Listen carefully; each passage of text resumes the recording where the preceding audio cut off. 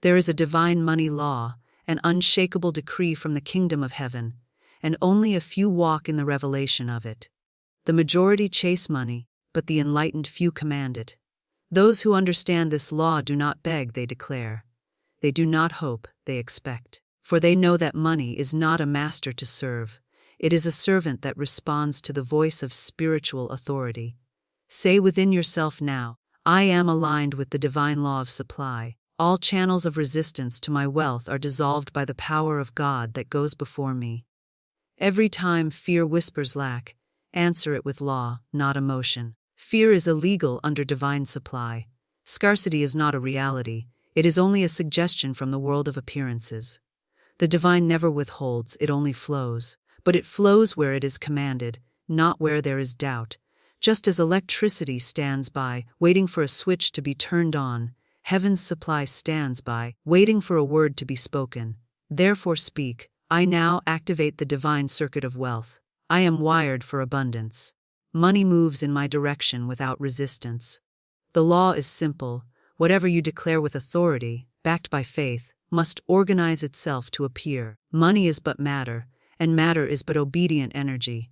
It does not argue, it does not question, it does not reason. It only responds. When you speak with divine certainty, money hears. Stand firm and say, wealth, you are not outside me. You are a part of my divine inheritance. I receive you without struggle, without delay, without resistance. The 3% who walk in this truth do not chase, they attract, they do not wish, they decree. They do not ask timidly, they command in gratitude.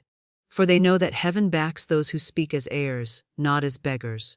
So let it be known in the unseen, I am a divine commander of wealth. Every blocked channel is now cleared. Every withheld blessing is now released. By divine law, money flows to me in perfect, unstoppable, and continuous streams. And so it is. Most people have been trained to believe that money answers to relentless action, long hours, and constant effort. But this is only the way of the world. The world teaches toil, but divine law teaches authority. When a soul awakens to its spiritual rank, it stops striving and begins commanding. For when Jesus spoke to the storm, he did not negotiate with it or reason with it. He simply said, "Peace, be still," and the storm had no choice but to obey the voice of divine authority moving through him. In the same way, money has no will of its own. It does not choose who to go to. It obeys the strongest spiritual command. You do not attract money by panic or pressure. You attract it by position, a position of inner dominion. The unseen realm does not respond to begging. It responds to certainty. There are people who work day and night and still live in shortage because their inner language is drenched in fear. Fear cancels the decree, but authority seals it. When a person stands and declares, "Be divine law, my wealth is released," that statement echoes in the invisible, and angels of supply begin to move. The universe rearranges itself to fulfill the words spoken in faith. But a declaration made one moment and doubted the next loses its force. That is why the 3% who understand this law do not speak casually. They speak like kings issuing orders. Money does not come because you chase it. It comes because you speak from a place of dominion over it. Most people speak to money from beneath it. I wish I had enough. I don't know how I'll manage. I hope it comes soon. These are not declarations. They are confessions of powerlessness. To activate the divine money law, your word must carry command, not concern. Say, "Money, I give you a new assignment. You now come to me through channels expected and unexpected, in perfect timing and perfect ease." Speak it, not as a wish, but as a decree sealed in heaven. For heaven only confirms what is spoken with authority. When you speak from spiritual authority, you do not check the physical to see if it worked. You simply know that your word has gone forth and is now law. You do not plant a seed and then dig it up to check if it is growing. You bless it once, and you stand in expectation. The same is true for wealth. Command it once in faith, and then act as if the matter is settled. Move through your day with the quiet confidence of someone whose request has already been granted. This inner posture magnetizes supply effortlessly. There are those who will hear this and continue to labor mentally, believing that more doing equals more receiving. But the few, the rare few, will pause and shift from effort to embodied decree. These are the ones who will see money respond swiftly, with no strain, no chase, no resistance, only agreement with the voice that finally remembered its authority. If wealth does not appear, it is never because heaven has withheld it. Supply is constant, like a river that never ceases its flow. It is man who builds inner dams of doubt and fear, blocking the current that was meant to reach him in ease. Many stand at the edge of their blessing and wonder why it has delayed. Yet if they were to look within, they would find that some part of their thought still whispers, "What if it doesn't work? What if I am not worthy? What if it fails again?" That whisper is the resistance. Divine law is swift, but fear slows its manifestation into form. Every time you speak a powerful decree, the unseen begins to respond immediately. But the moment you check the physical for evidence, and you say, "I don't see anything yet," you introduce friction into the flow. You sabotage your own command by doubting the very law you activated. The universe doesn't delay out of cruelty. It merely mirrors the rhythm of your belief. Where there is steady faith, manifestation is steady. Where there is fluctuation, manifestation wavers. The river of supply reflects the motion of the mind. The 3% who walk in divine money law understand this, and therefore guard not only their words, but their inner atmosphere. They do not allow fear to linger. They do not entertain thoughts of lack like a guest in their house. They answer every whisper of limitation with spiritual law. When fear says, "But what if you don't get it?" they respond, "There is no if in divine law. What I declare is already moving toward me." This firmness is what keeps the channels open. It is not the decree alone that manifests wealth. It is the unwavering trust that seals it. Resistance often hides in subtle forms.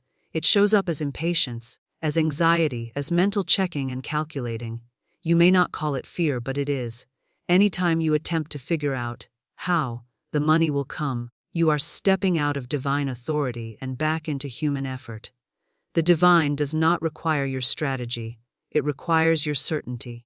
When a king issues a command, he does not stand at the gate to see which servant will carry it out. He speaks and then moves on to other matters, fully assured that his word is already in motion. That is the posture of true spiritual wealth.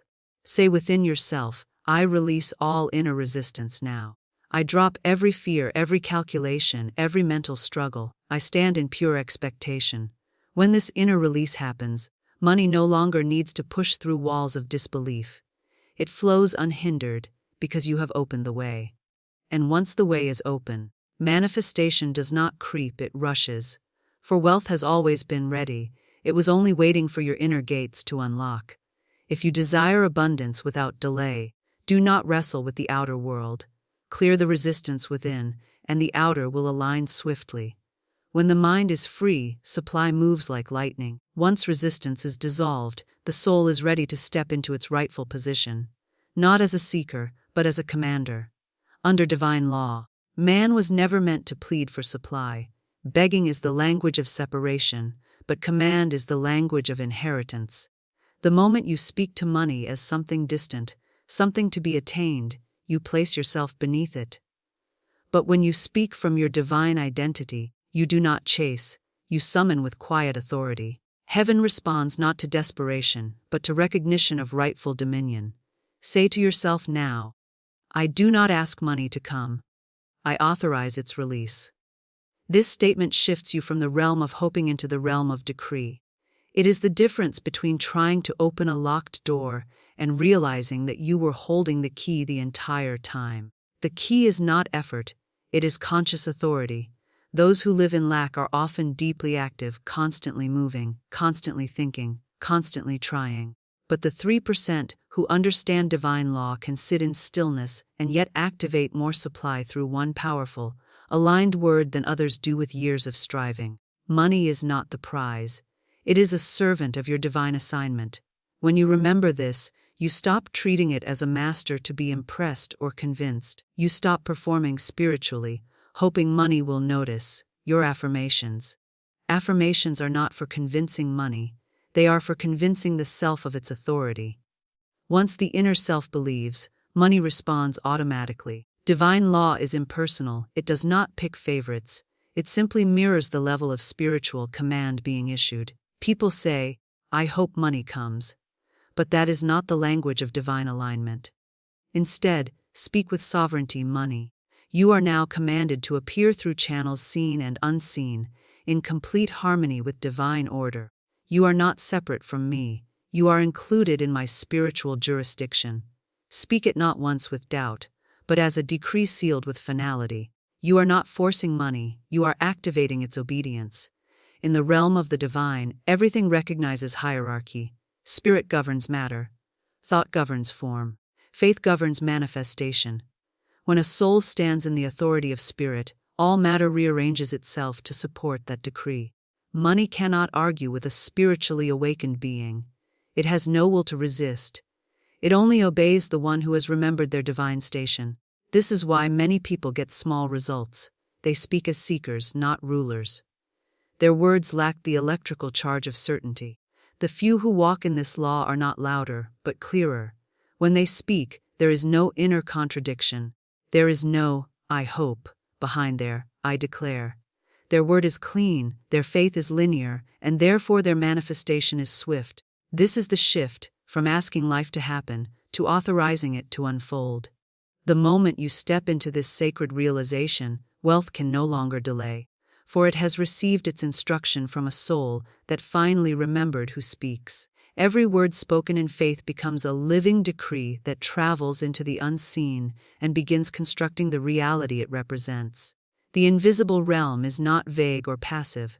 It is precise, obedient, and always listening for the voice of authority. When a declaration is made with full spiritual conviction, it becomes law in that moment, sealed in higher courts long before manifestation appears on the physical plane.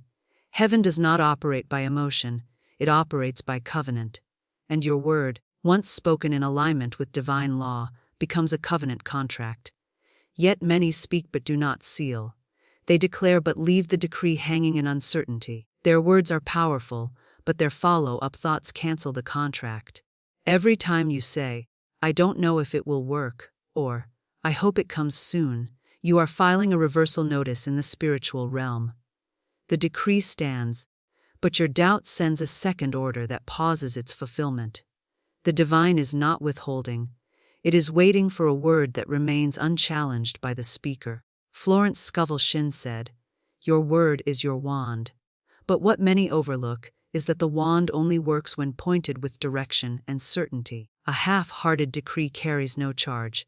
The unseen does not move by noise, it moves by clarity. When you say, "But divine right, the wealth that belongs to me is now released," and you speak it as an established fact, the universe begins to accelerate its arrangement on your behalf. Helpers are moved, opportunities are summoned, channels open with ease. But all of this begins with a sealed decree. A spiritual contract does not require you to repeat it endlessly out of fear that it won't hold. One word spoken in unwavering faith holds more force than 1,000 affirmations spoken in anxiety. Speak once in command, and then rest in the knowing that the matter is already legally in process in the unseen. This rest is not laziness, it is spiritual assurance, an inner silence that proves the decree was not simply said, but accepted. When fear attempts to return and test your stance, do not argue with it. Simply answer once again in law, "The contract has already been filed. My wealth is in motion. Nothing can stop it." This response is not about convincing fear. It is about reaffirming to yourself that the decree remains untouched. The angels assigned to your supply do not respond to panic, they respond to certainty. As long as you remain aligned with your own word, manifestation has no room to delay. Those who walk in spiritual mastery do not chase signs to confirm their decree. They become the sign. They speak, they seal, and then they carry themselves as those who already possess what they have declared. That posture is the final signature on the contract. It announces to the unseen, "I have spoken, I have sealed, I now receive." And once the contract is sealed, the flow of supply cannot be denied, for the word of a spiritually awakened soul carries the same authority as a royal command in the courts of heaven. When the decree is sealed, the final transformation is not in the outer world, but in the identity of the one who spoke it. For manifestation is not about bringing something new to you. It is about revealing who you already are in divine truth. Wealth is not a future event waiting to happen. It is an identity waiting to be embodied. Many speak affirmations with their lips, yet their inner self-image still identifies with lack. They say, "I am rich," but they still feel like someone trying to become rich. And the universe does not respond to words alone. It responds to vibration, to identity, to the frequency of being. Once a decree has been made, you must now step into the version of yourself who already possesses what you declared. Not by pretending, but by aligning with the truth that your supply is not coming from the outside. It is emerging from within. Lack, thinking searches outward for signs. Divine identity radiates outward and expects the world to reflect what is already true within. When you identify as someone waiting for money, money stays in waiting. But when you identify as someone to whom money naturally flows, it begins to respond to that identity like iron to a magnet. Your new identity must speak through your posture, your tone, your decisions, even your silence. You no longer say, "I hope it comes." You say, "It is done. I now move as one who is already provided for." You do not take actions out of fear of missing out. You move with calm precision, knowing that divine timing is unfolding in your favor. This quiet confidence is the true mark of someone who has entered the I am state of wealth. You are no longer chasing manifestation. You have become it. The soul that has embodied divine supply does not entertain conversations of lack. It does not rehearse stories of financial struggle. It does not identify with trying to make it. Words of shortage feel foreign to it, because its inner residence has shifted to abundance consciousness. And once consciousness shifts, physical money simply comes to confirm what spirit already knows. Money becomes evidence, not a goal. Stand within yourself and declare, "I no longer identify with the one who lacked. That version of me has fulfilled its purpose and now dissolves. I rise into my divine identity, an heir of limitless supply." When this recognition settles into your spirit, something powerful occurs. The neediness in your energy disappears. And the moment neediness dissolves, attraction becomes effortless. For wealth is drawn not to those who want it, but to those who embody it. You are not becoming wealthy. You are awakening to the wealth consciousness that was always yours by divine origin. As this truth roots itself into your being, money will no longer feel like something you pursue. It will feel like something that orbits naturally around your divine purpose, obeying your movement like planets obey gravity. And this is how the 3% live, not as seekers of riches, but as masters of their spiritual inheritance, knowing that every decree spoken in authority must take form in matter, for identity has sealed what words began. I stand now in full remembrance of my divine origin. I do not chase, I command. I do not hope, I know. I do not wait for wealth. I walk as wealth embodied. The old identity of lack falls away like a garment that no longer fits my spirit. I step forward clothed in divine supply, crowned in certainty, rooted in the unshakable truth that I am heir to infinite provision. From this moment on, I speak not as one seeking favor, but as one already favored. I no longer speak from earth to heaven.